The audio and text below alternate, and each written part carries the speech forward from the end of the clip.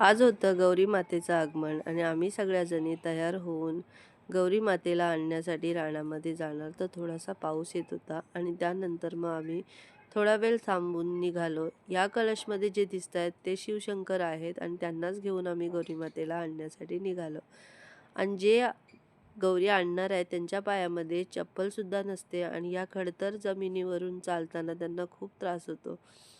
आणि आम्ही पाऊलवाटेच्या नंतर जिथे गौरी मातेला आणण्याच्या स्पॉटला पोचलो आणि तिथे गेल्याच्या नंतर एक सिंगल तिरडा बघून गौरी मातेचं हे प्रतीक मानलं जातं. त्याची तिथे पानाचा विडा ठेवून, रांगोळी वगैरे काढून, प्रसाद ठेवून, विधीपूर्वक पूजा करून मग ते रोपाला घेऊन दुसऱ्या तिरड्यांमध्ये व्यवस्थित असा प्राणप्रतिष्ठा देऊन त्यांना बांधला जातो आणि त्यांच्यावर साडी वगैरे म्हणजे पंचा हा लावून व्यवस्थित अशी 5 बायकांची हात लावून ओटी भरली जाते आणि त्यानंतर मग व्यवस्थित अशी बांधून या गौरी मातेला घरी आणण्यासाठी रेडी करतात. सगळ्याजणी या डोक्यावर हे गौरी घेतात आणि त्यानंतर मग घरी प्रवासाला लागतात. आणि घरी येताना जो एक मंदिर लागतो तिथे पानाचा विडा ठेवून सगळ्याजणी पूजा करतात आणि गौरी मातेला घरी आणतात.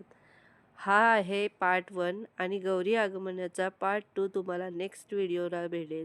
तोपर्यंत भेटूया नवीन व्हिडिओमध्ये. बाय.